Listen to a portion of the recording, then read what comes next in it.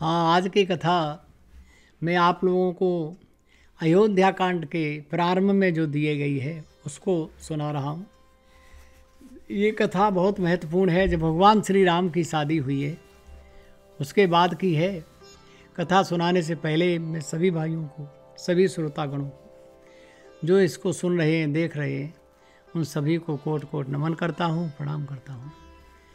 और मैंने ये कथा कई बार सुनी है और मैंने श्री विवेक कौशल जी से, पंडित किंकर नाम किंकर उपाध्याय से, मैंने अन्य कथावाचकों से भी इसमें सुना है कि इसकी अयोध्या कांड की प्रारंभ की जो 800 पाइयाँ हैं वो रोजाना जाप करने योग्य हैं और ये धन धान्य से कीर्तवान बनाती हैं मनुष्य को।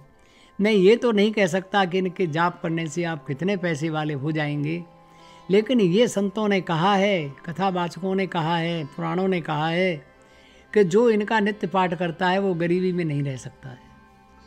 और मैं आपको सुनाता हूँ। पहले तो एक इन्होंने दोहा लिखा है, वो दोहा इसमें सम्मिलित नहीं है, फिर भी मैं उस दोहे को आपको सुना रहा हूँ कि श्री गुरु चरण सरोज रज निज मन मुकुर सुधार वर्णो रघुवर विमल सस जोदायक फलचार। अब ये 8 चौपाइयाँ जो नित्य प्रति रोजाना जाप करने के लिए कही गई हैं, बहुत ही वंदनीय हैं, पूजनीय हैं, स्मरणीय हैं। वो ये हैं कि जब ते राम ब्याह घर आए, नित नभ मंगल मोद बधाए, भुवन 4 भूधर भारी, सुकृत मेघ बर सही सुख बारी, और विधि सिद्ध संपत्ति नदी सुहाई, उमगे अवध अम्बद कहूँ आई, मनिगन पुर नर नारे सुजाति, सुचि अमूल सुंदर सब भांति,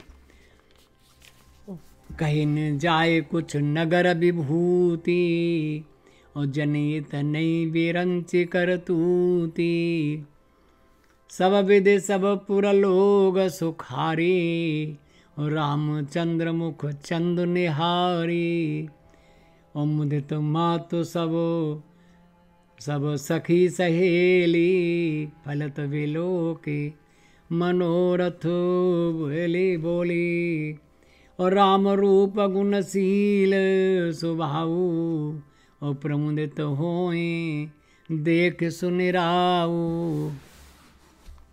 इसमें ये जो 8 चौपाइयाँ हैं, इसमें ये बताते हैं जब ते राम ब्याह घर आए, नित नम मंगल मोद बनाए। इसमें जब से राम की शादी हुई तब से अयोध्या में परम आनंद छा गया। नित नव मंगल मोद बधाए, परम आनंद छा गया। फिर वैसे भी जहाँ प्रभु जाते हैं वहाँ पहले से उनके देवता, उनकी प्रकृति पहले से ही सब पूरे काम कर देती है।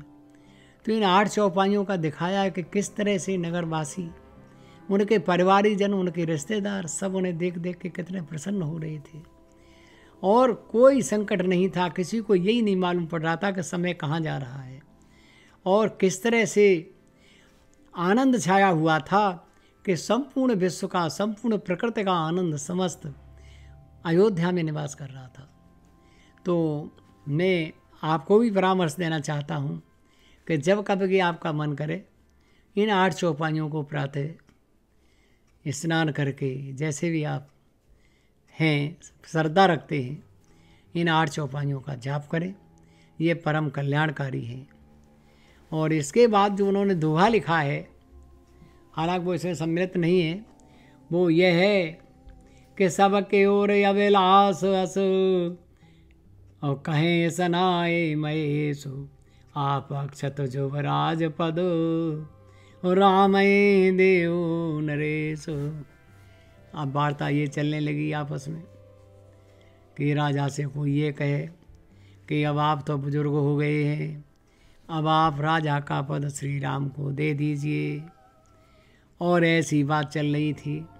देखो यहाँ पर एक सबसे बात जो छिपी हुई है, अंतर्निहित शब्द है, वो अंतर्निहित शब्द केवल इतना है कि राम से सब प्रेम करते थे और राम उन सबको प्रेम करते थे।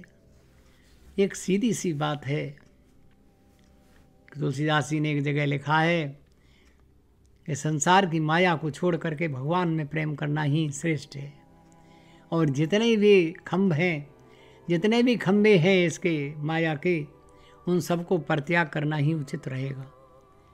लिखा है काम क्रोध मद लोभ सब नाथ नरक के पंथ सब परिहर रघुबीर हैं भजो भजे जय संत भजो भजे जय संत। देखिए ये माया के दुस्तर खंबे हैं, काम है, क्रोध है, लोभ है, मोह है, लेकिन जब भगवान जहाँ पर मौजूद होते हैं वहाँ ये माया अपना असर नहीं दिखा पाती है। ये लिख रहे हैं भगत सानुकूल रघुराया और तह ते तय डरपते अति माया। भगवान जो है हमेशा भक्त पर बड़े दयालु हैं। भगवान भक्त के रखवाली करते हैं, भगवान भक्त को बचाते हैं, और माया भी उस भक्त पे कभी अपना बुरा प्रभाव नहीं छोड़ पाती है।